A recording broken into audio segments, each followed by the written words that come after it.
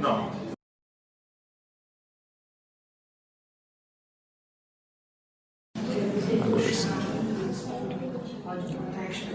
Boa noite a todos.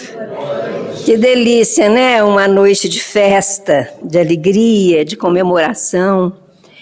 Nós estamos aqui reunidos hoje com a família espírita de São João e região, né? Que tem cidades vizinhas aqui presentes. Não vou citar nomes, senão a gente esquece. Eu não escrevi nada, né? E aí a gente esquece e comete injustiça, mas nós estamos muito felizes com a presença de vocês, porque nós estamos comemorando 49 anos desse centro espírita. E eu costumo ficar muito emocionada nos aniversários por conta da espiritualidade. Eu fiz até nas minhas preces, falei, fica longe, não chega muito perto. Porque, na verdade, os que estão do lado de lá já estiveram aqui conosco, né? Mas, tudo bem, a gente está muito feliz porque estão libertos e continuam conosco, né? Mas estou muito feliz também porque nós temos um orador jovem. Isso, além da capacidade dele, mas a juventude sempre é uma esperança de um futuro melhor, né? Não só para nós espíritas, mas para a humanidade, né? Num período assim tão difícil de transição, é muito bom ver os jovens que estão trabalhando com tanto afinco, com tanta responsabilidade, e isso nos dá muita esperança de um futuro melhor. Nós vamos iniciar com uma prece, mas justamente porque eu me conheço, eu gravei a prece, que é uma prece que foi psicografada pelo Chico, de autoria de Emmanuel, que ele fala especificamente sobre o centro espírita.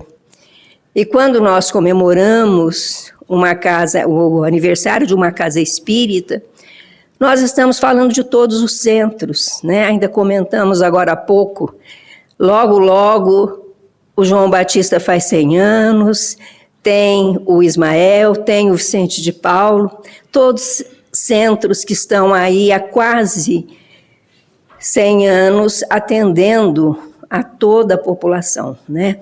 O nosso, na verdade, é quase o caçula, né? Ele tem só 49 anos. E essa prece, ela está num livro que fala sobre o Centro Espírita, uma publicação da Federação Espírita Brasileira. Então, com ela, nós vamos iniciar a nossa reunião.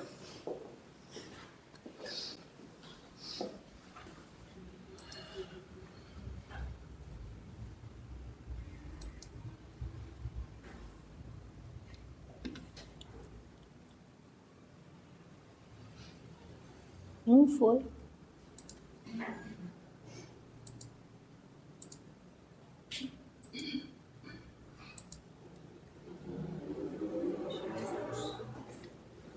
Será que é? Mas aqui não tem que voltar? Tem. Espera aí.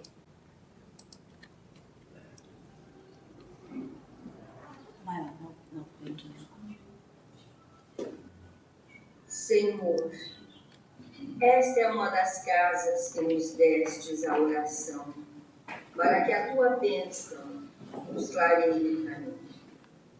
Ensina-nos a construir dentro dela o lar de nossos corações, em cuja doce intimidade aprendamos de ti a bondade e a renúncia, o devotamento e a compaixão.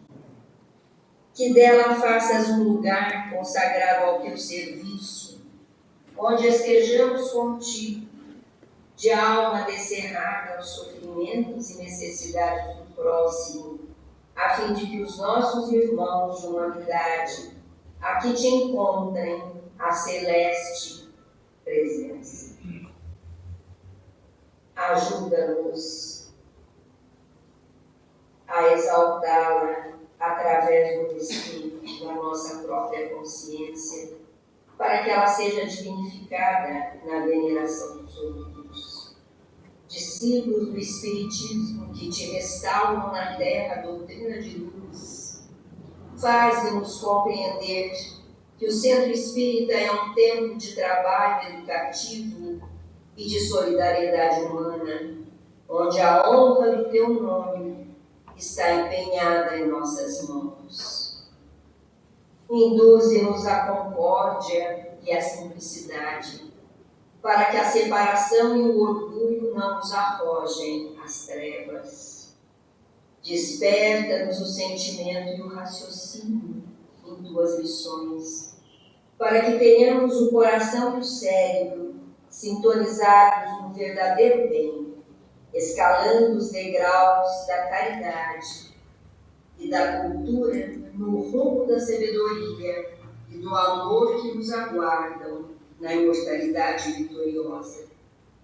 Senhor, não desconhecemos que os nossos próprios enganos podem obscurecer-nos o entendimento, imobilizando-nos os passos nos labirintos da sombra. Auxilia-nos assim a cultivar o caráter acima da convicção e o exemplo acima das palavras. Mergulhe as raízes da nossa existência nas águas da tua misericórdia, para que a fraternidade frutifique nossos dias. E inspira-nos a humildade, para que não vivamos distraídos na ilusão.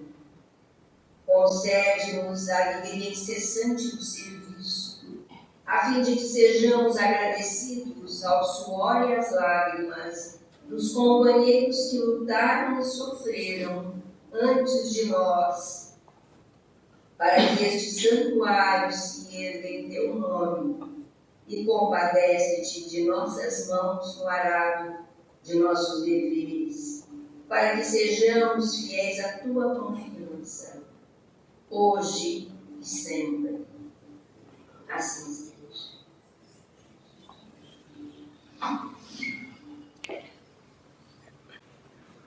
Bom, né? Uma prece de Emmanuel. E agora, então, eu vou passar a palavra ao Gustavo, que é o nosso palestrante desta noite. Todos vocês vão se deliciar como nós nos deliciamos, né, nos encontros em que tivemos a alegria de conhecer o Gustavo. Eu não tenho nada da biografia dele, até esqueci.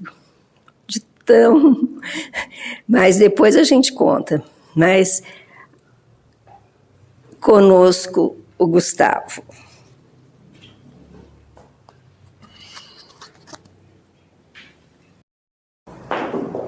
Fica a mão aqui. Então, minhas amigas, meus amigos, uma ótima noite a todos. Que a paz de Jesus, o divino amigo e mestre, esteja a nos envolver, nos inspirar e nos conduzir nas reflexões para que a gente possa sair daqui com aquilo que nós viemos buscar. Eu queria agradecer, na pessoa da Fran, pelo convite, muito fraterno e muito nobre, porque eu fico sempre muito honrado quando sou convidado a falar no aniversário de uma casa espírita, porque eu fico pensando quantas pessoas já fizeram um trabalho aqui, já foram consoladas pela essa casa, entre encarnados e desencarnados, né? 49 anos, eu estava encarnado, só que era na outra. Né? Mas fico muito feliz, realmente, de poder ter esse encontro aqui. Primeira vez em São João, já estou conhecendo a cidade, já perdi a conta de quantos quebra-mola que tem aqui. Tem muito. Tem muitos. Mas é uma cidade muito bacana, eu fico muito feliz de poder estar aqui conhecendo. E hoje separei um dos temas que para mim está sendo, não vou dizer o mais especial, porque acho que cada tema toca num ponto diferente, mas certamente posso dizer o mais frequente. É o tema que mais tem me feito pensar, me posto para pensar.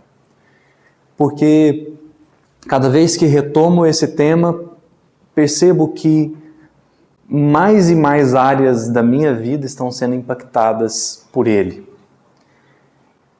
E, na verdade, quem introduziu essa reflexão foi Emmanuel, no livro Emmanuel. Nós estamos falando de um item do capítulo 35, chamado A Formação da Mentalidade Cristã. E esse é um item muito impactante porque o Emmanuel vem falando sobre, o título do capítulo é Educação Evangélica, e ele vem falando de como a pedagogia humana precisa avançar para que, ao encontrar o Evangelho, possa realmente cuidar de um ser humano, possa educar um ser humano. Isso é muito interessante porque a gente começa a se dar conta, sem nenhum julgamento e sem nenhum desprezo, mas a gente começa a se dar conta que não só a pedagogia, mas toda a sociedade humana está estruturada de uma maneira completamente equivocada. Não é à toa que os Espíritos vão falar no Evangelho segundo o Espiritismo, no Livro dos Espíritos, que egoísmo e orgulho são chagas da humanidade. Eles não dizem apenas orgulho e egoísmo, chagas dos seres humanos. Eles dizem orgulho e egoísmo, chaga da humanidade. Por quê? Porque a humanidade é maior do que a soma dos seres humanos. Existe toda uma estrutura social, uma estrutura econômica, uma estrutura de leis, de justiça, estruturada no egoísmo e no orgulho. Então, o que nós precisamos vencer enquanto sociedade, enquanto comunidade humana, é muito mais do que o meu orgulho pessoal. Por isso que a evolução ela não pode ser feita isoladamente. Eu não posso falar assim, eu vou evoluir. Como que eu faço? Eu vou comprar uma fazenda, vou viver lá e aí eu evoluo. Eu falo, não, mas não é assim. Não pode ser assim, porque nós precisamos contribuir na sociedade, no agrupamento, para que também a comunidade humana aprenda a superar o orgulho e egoísmo. Não só cada um de nós individualmente, mas nós juntos, reformulando leis, instituições, paradigmas, sistemas. Então o Emmanuel vem falando de educação evangélica e ali vai ficando muito claro como que a pedagogia, na ideia de ajudar a formar um ser humano, a formar um cidadão, precisará dos valores evangélicos, porque a gente não pode pensar em cuidar de um ser humano esquecendo a parte espiritual. É como querer cuidar de um jardim jogando só água. Se você não cuidar da terra, não adianta. É preciso fazer tudo, porque o ser humano ele é mais do que um corpo. Então o Emmanuel ali vai dizer que enquanto a pedagogia não levar em consideração os valores evangélicos, a gente não vai alcançar o real significado do que seja educação. E por isso ele então vem falar da formação da mentalidade cristã. Isso de fato me põe para pensar, porque eu acho que a gente, enquanto sociedade, está vivendo um momento muito significativo e que certamente nunca foi visto antes, que é a possibilidade real de substituir um ser humano por uma máquina. Sobretudo por conta da questão da inteligência artificial, que hoje avança de uma maneira... A inteligência artificial sempre teve fases, né?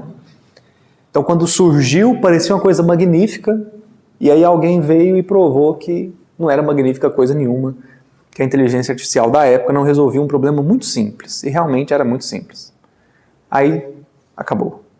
Veio de novo uma nova onda, e aí não conseguiram avançar muito, acabou, veio uma nova onda, e agora estamos talvez aí na quarta onda, onde a inteligência artificial realmente parece ter chegado num patamar em que a gente começa a ficar com medo.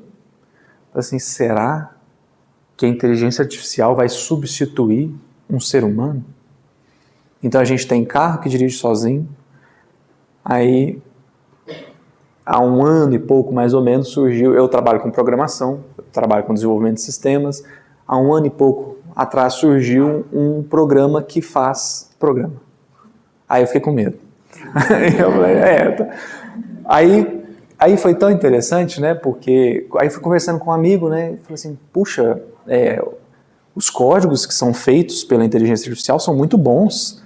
O que a gente precisa mudar é coisa pequena ali, às vezes adaptar para um contexto. Aí perguntei para ele, né?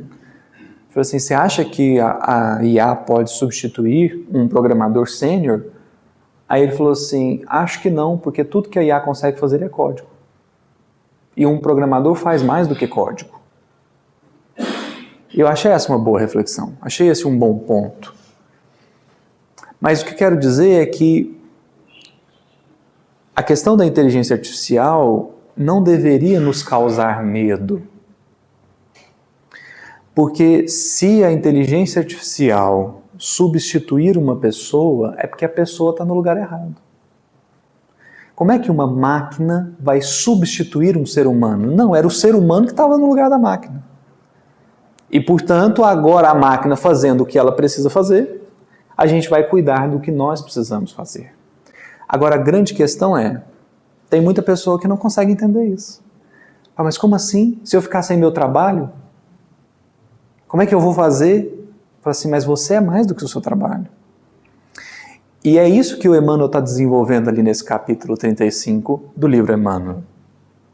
Porque ele vem falar de um processo de educação, um processo de pedagogia que olha para o ser humano para mostrar para o ser humano quem ele é.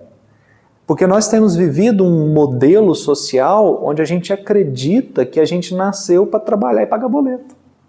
Aí a IA vem tomando o nosso lugar de trabalho e fala assim, nossa, e agora? Agora eu estou perdido. Eu falei, não, agora você começou a se achar. Porque agora a gente vai começar a perceber o que é que a gente veio fazer. Porque enquanto não tem a máquina para fazer, a gente faz. Os espíritos giraram as mesas enquanto não haviam médiuns para psicografar. Mas pararam de girar as mesas tão logo os médiuns começaram a psicografar. Porque se há meios melhores para fazer, então usemos desses meios, né? Eu estou dizendo isso porque eu acho que é a partir dessa compreensão onde a gente começa a entender que se uma máquina está fazendo o que eu faço, eu estou no lugar errado, ou pelo menos não estou fazendo completamente o que eu posso fazer. A gente começa a entender que a atividade que eu realizo, a atividade que você realiza é muito além do mecanicismo da ação. O que eu faço, o que você faz, é além da ação. E aqui a gente começa a entrar no ponto. Porque, vamos pegar um exemplo, talvez que não pareça não ter nada a ver, mas tem. Se a gente pensar assim, será que o nosso trabalho é distribuir cesta básica? E aí talvez você possa pensar assim, eu concordo, acho que é também, pelo menos por enquanto. Mas a pergunta é, a finalidade maior do nosso trabalho é a entrega da cesta? Ou a maior finalidade é como a gente entrega a cesta? Porque entregar a máquina faz. Como a gente faz, ela não faz. Porque a máquina não sente. A máquina sequer pensa. Por isso que é muito questionado o conceito inteligência artificial. O que é inteligência para você? Se inteligência for a capacidade de memorização e correlação de informações, aí sim, nós temos a inteligência artificial. Mas se inteligência for a capacidade criativa, reflexiva, que inventa coisas, que produz coisas novas no mundo, aí o computador não é inteligente. Porque o máximo que um computador pode fazer é memorizar e correlacionar. Mas ele não é capaz de inventar algo totalmente do zero. Um computador jamais inventaria uma teoria da relatividade. Um computador jamais escreveria um livro dos espíritos. porque ele não pensa, ele não sente. Quem pensa e sente somos nós. Às vezes a gente projeta isso no computador, a gente acha que ele está pensando e sentindo, mas não está. E é aqui que eu acho que a gente começa a entrar no ponto, porque a gente começa a desvincular um pouquinho a nossa essência daquilo que a gente faz. O que a gente faz é uma parte da nossa essência, ou pelo menos é uma parte da expressão da nossa essência. Mas de modo algum poderá confundi-lo uma coisa com a outra. Então, quando Emmanuel vem falar da formação da mentalidade cristã, é porque é preciso construir, é preciso formar uma mentalidade que consiga refletir sobre a vida, entendendo que o nosso papel na vida é muito além do que a matéria propõe. Não que a matéria não tenha importância, não que o nosso trabalho profissional não tenha importância, não, ele tem total importância. A questão aqui é que não é, como que a gente pode dizer, não é só ele que importa. Ele importa, mas ele não importa sozinho. Porque o que realmente importa do trabalho profissional é como a gente o realiza. Porque também aí a gente pode entrar num conflito grande. Se eu me dou o direito de ser um excelente voluntário na casa espírita e um péssimo profissional, tem alguma coisa errada. A mesma ética que me rege na casa espírita deveria me reger no mundo profissional e no mundo familiar, no mundo social.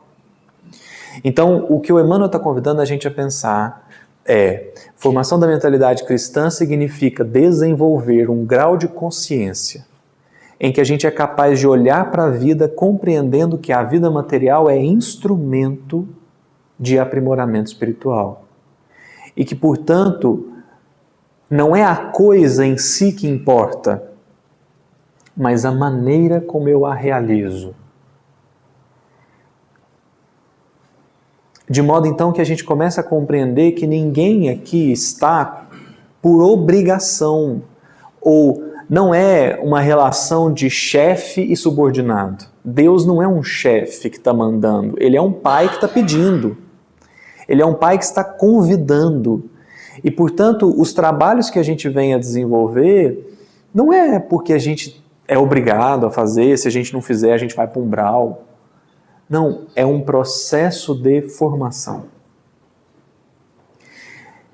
E eu achei que o Emmanuel foi tão feliz na escolha da palavra formação, porque ela muda um pouquinho o tom de como é esse processo evolutivo. Porque a gente, às vezes, lida com o processo evolutivo como se ele fosse uma avaliação.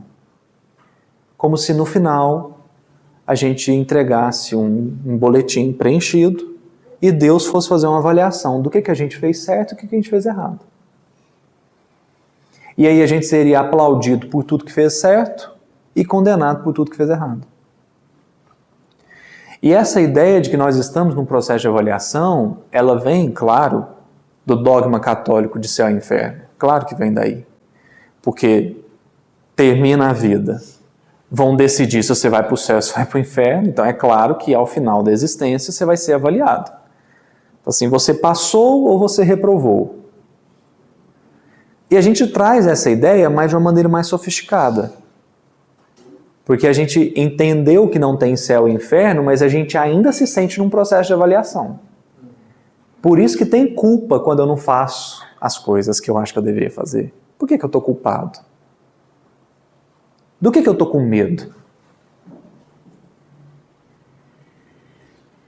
E aí isso está nas grandes coisas e nas menores coisas. Porque a gente vai lidando com as situações como se a gente tivesse sempre que acertar.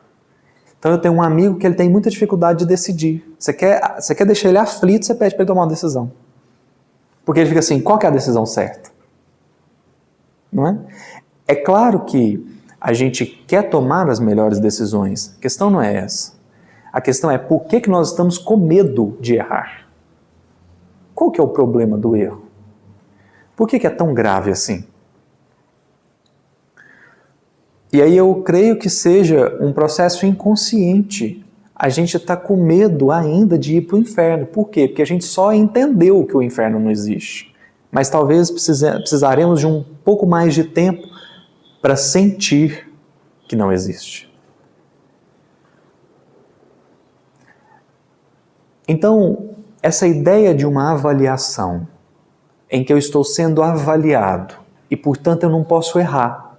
Eu tenho que tomar sempre as decisões de acordo com o que está escrito.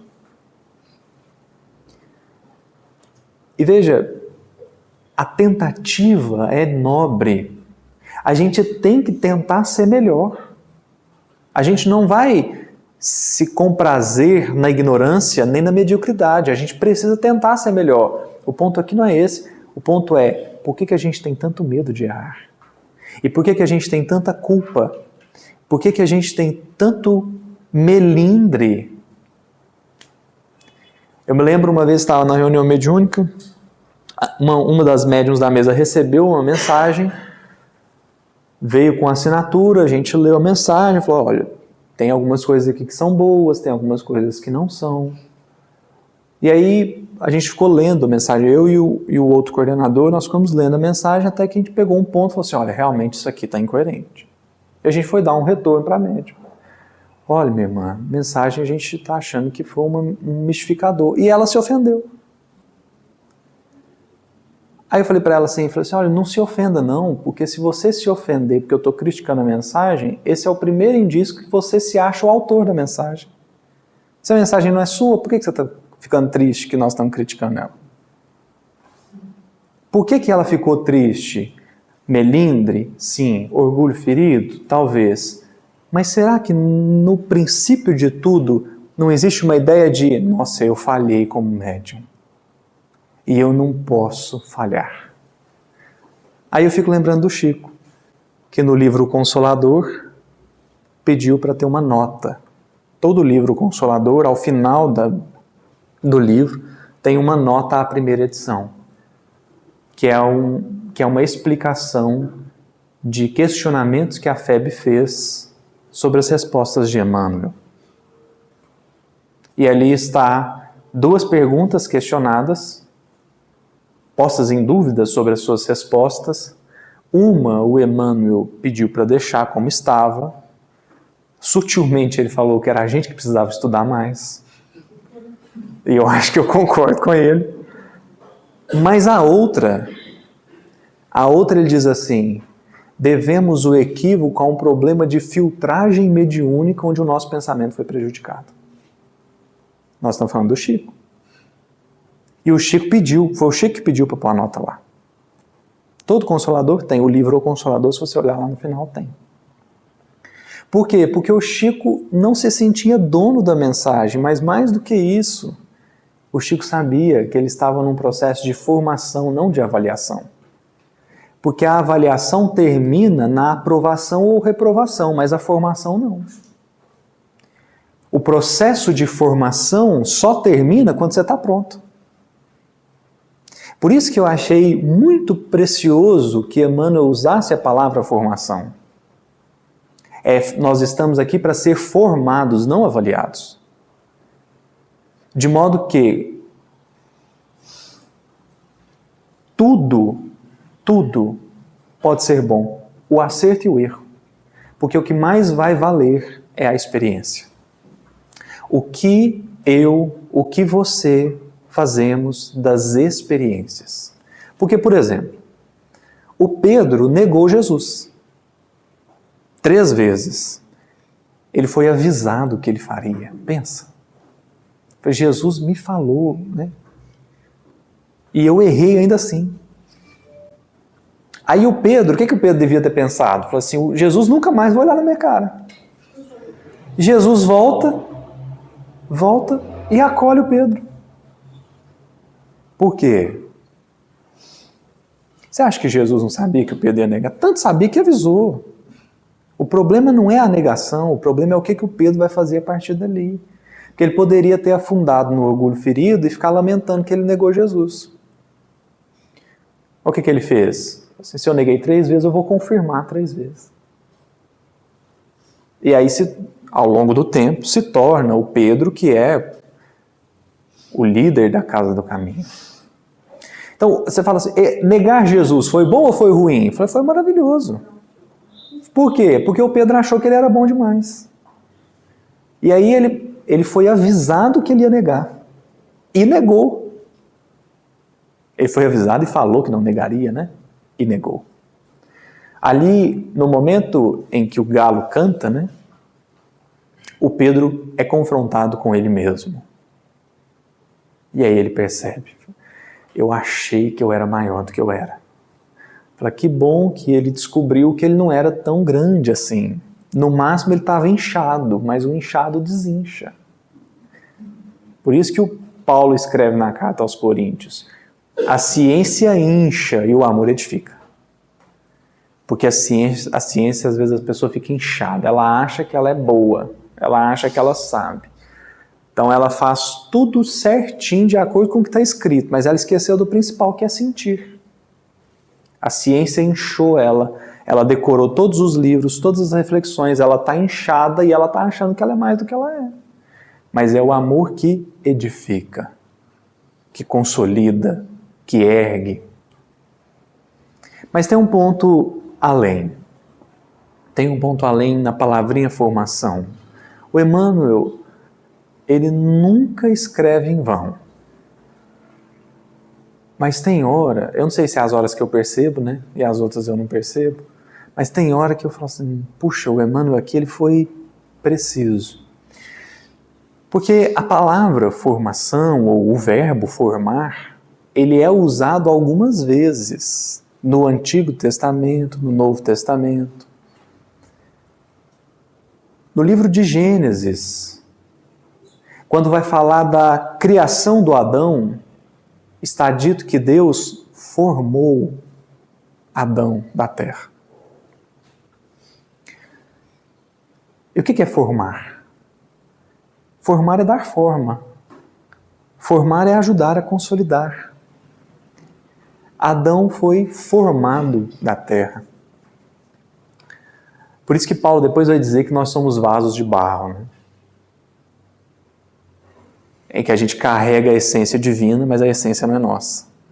Então o vaso de barro carrega uma coisa que não é dele. E o interessante do vaso de barro é o conteúdo, não o vaso. E o Paulo também não está usando essa figura à toa. Aqui é uma das cenas que eu acho que mais me emocionam por Emmanuel ter usado a palavra formação. Por que Emmanuel usou a palavra formação? No livro de Jeremias, no capítulo 17 ou 18, eu sempre confundo os dois, mas é no primeiro versículo. Então, se você for olhar, não for no 17, é no 18. Há uma passagem em que a palavra de Deus se aproxima do profeta Jeremias e pede para ele descer à casa do oleiro. O oleiro é aquela pessoa que faz artesanato com barro.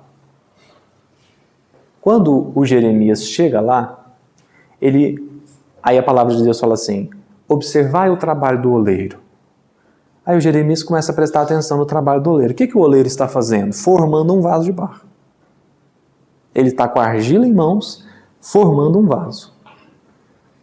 Só que no processo de formação, o vaso quebra, o vaso fica meio desengonçado. Aí o que o oleiro faz? Joga aquele barro fora e faz outro. Não é assim? Não. Quando o vaso fica ruim, o oleiro conserta o vaso. E essa é uma imagem preciosa.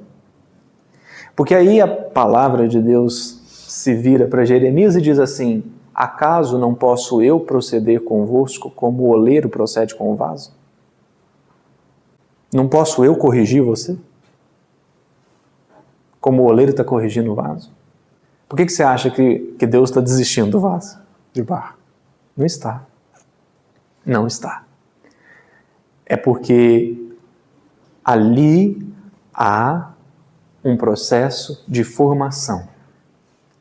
E eu gosto dessa imagem do vaso de barro por alguns motivos. O primeiro é que há um momento muito mágico na formação de um vaso de barro, que é quando o oleiro está ali, dando forma, construindo o vaso. Aquilo é maravilhoso. É o oleiro e o barro, dando forma. Quando fica pronto, o que ele faz? Põe no forno. É isso que acontece com a gente. Quando a gente está pronto. Agora ficou pronto. Maravilha, pode pôr no forno.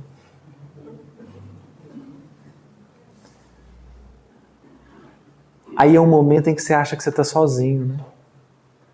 Assim, que nem o Haroldo brinca, né? Fala assim, tá mandando tudo de Haroldo aí para mim.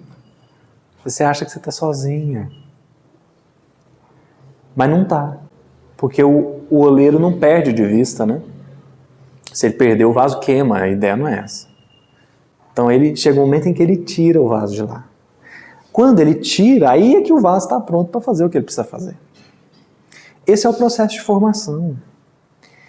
Esse é o processo de edificação nossa. Porque a gente passou por essa fase. É porque, na verdade, essa é uma metáfora, né? Se você quiser aplicar ela em qualquer etapa evolutiva, você consegue. Se você quiser pensar que a formação do vaso ali é a hora que você é princípio inteligente, que você está evoluindo, aí você vai para o forno, e aí depois você vem como espírito para poder executar as suas tarefas, funciona. Se você quiser achar que o processo de formação é o momento em que você está evoluindo espiritualmente e depois você vai puro fazer o que você precisa fazer, porque os espíritos dizem isso, né? A encarnação nos possibilita alcançar o lugar que nós precisamos alcançar na criação. Na questão 132 do Livro dos Espíritos. Então observemos que essa é uma metáfora, essa é uma analogia, mas o principal aqui é o processo que nós estamos em curso é um processo de formação. Nós vamos até que hora? Ah. Então tá. E por que eu acho essa imagem bonita?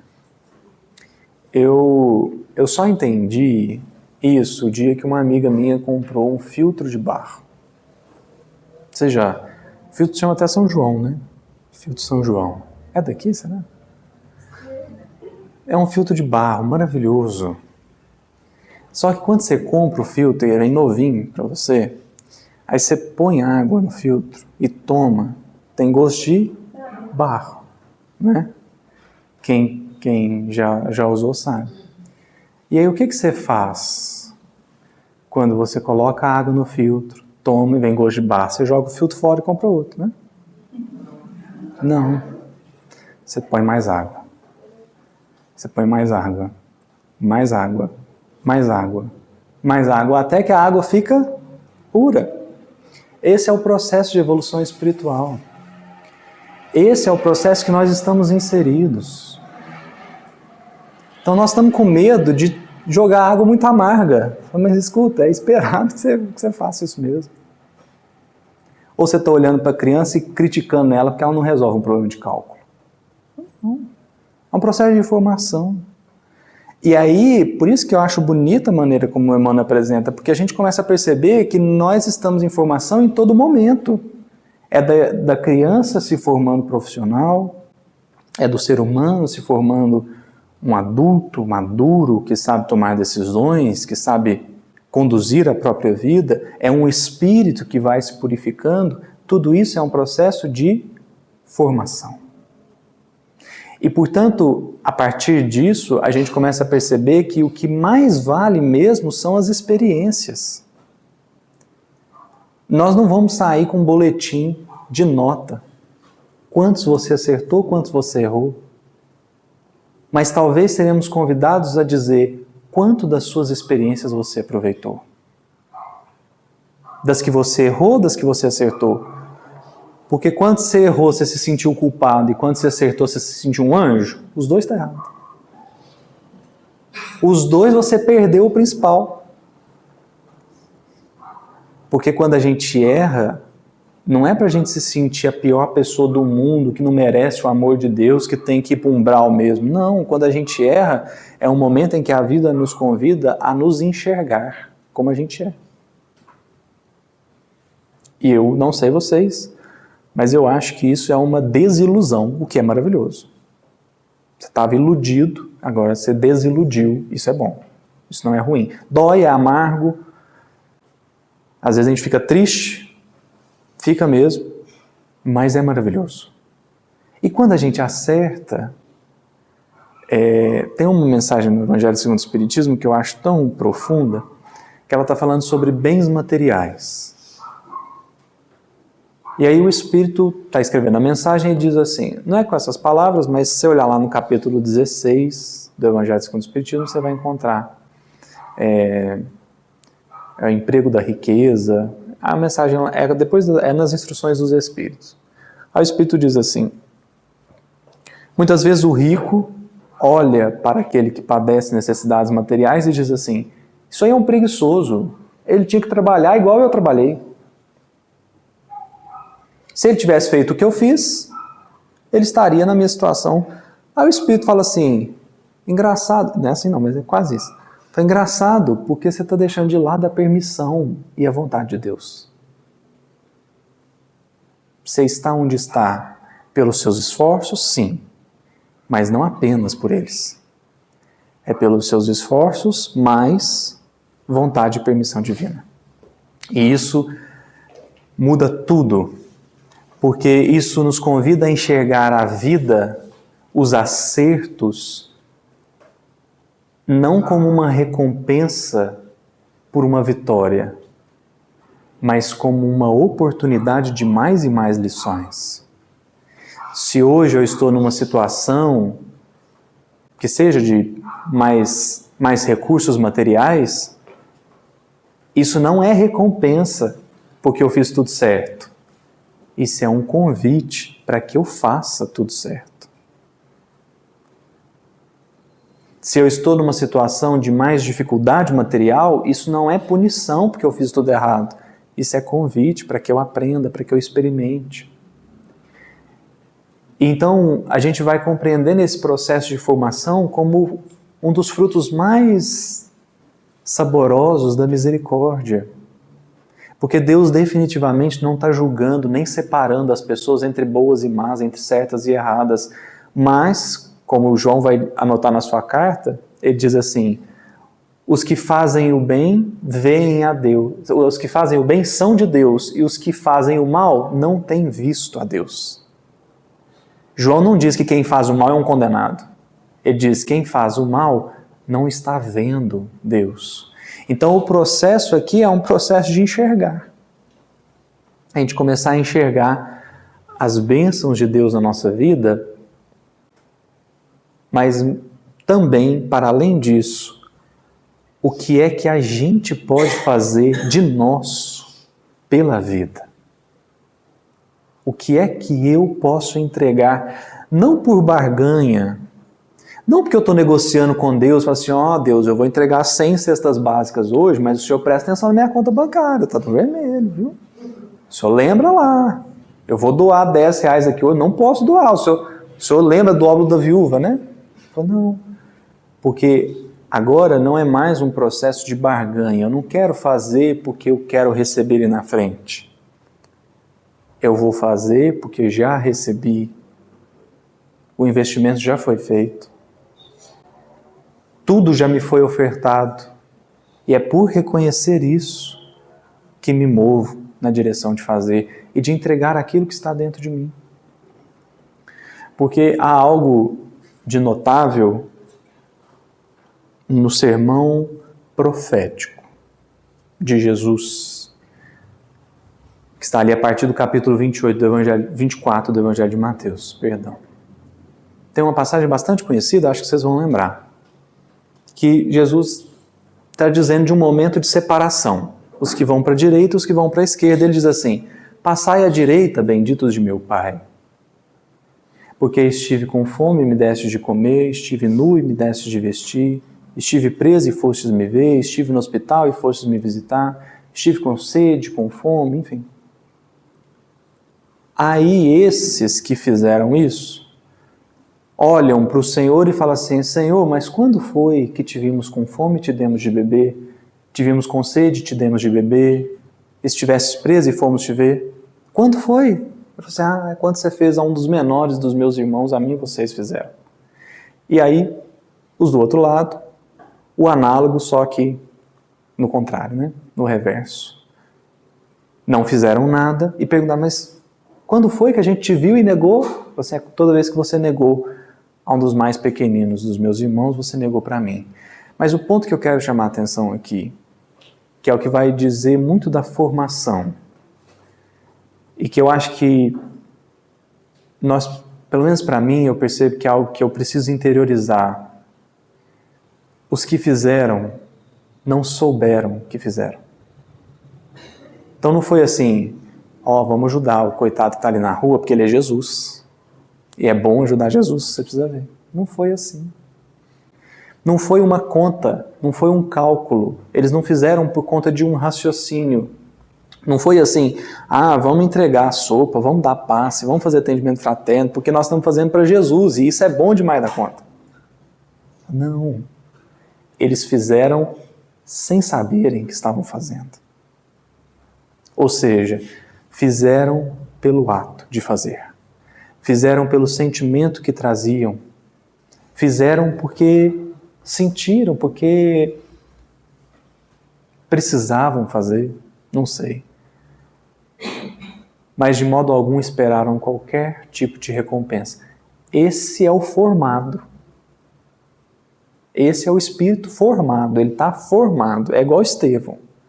O Estevão, ele já era cristão muito antes de conhecer Jesus, ele já era até espírita. O primeiro espírita na Terra, depois de Jesus, deve ter sido Estevão, né?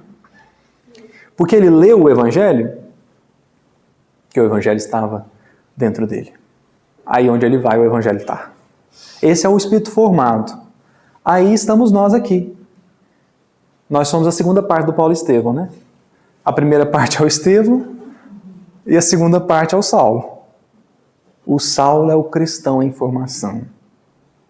Não há julgamento, não há condenação, não há desistência de Jesus. Hora nenhuma Jesus chega para Saulo e fala assim: nossa, Saulo, agora você passou dos limites. Não tem limite. Saulo aceitou o processo de formação. A nossa principal diferença é que a gente às vezes recusa. Mas estamos todos em formação. Portanto, vale as experiências. Vale o convívio. Vale os desafios. Porque estamos aqui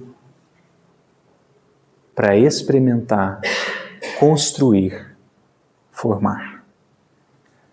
E aí, esse é o grande convite da doutrina espírita. Todos os convites de caridade, de trabalho no bem, de estudo, não é para que a gente faça avaliação nem nossa, e aí é o que eu acho mais importante, né? Porque é maravilhoso pensar que eu estou num processo de formação e que os meus erros e acertos não é exatamente assim que é considerado, tudo é experiência, beleza, bacana, o outro também está. A pessoa que me feriu também está num processo de formação. A ferida que ela causou em mim também não vai ser avaliada, vai ser corrigida, mas não vai ser avaliada para ela ter aprovação ou reprovação. Então esse é o grande convite da doutrina espírita, que nos compreendamos em processo de formação, para que a gente consiga viver as experiências de uma maneira mais genuína. Não na competição de quem precisa tirar 10 na prova, mas na criança que vai aprendendo para um dia contribuir com aquilo que é pedido a ela. Eu agradeço a sua atenção, a sua paciência, a sua presença. Parabenizo uma vez mais o Grupo André Luiz pelos 49 anos. Reforço a minha alegria de poder estar aqui e que Jesus nos abençoe sempre.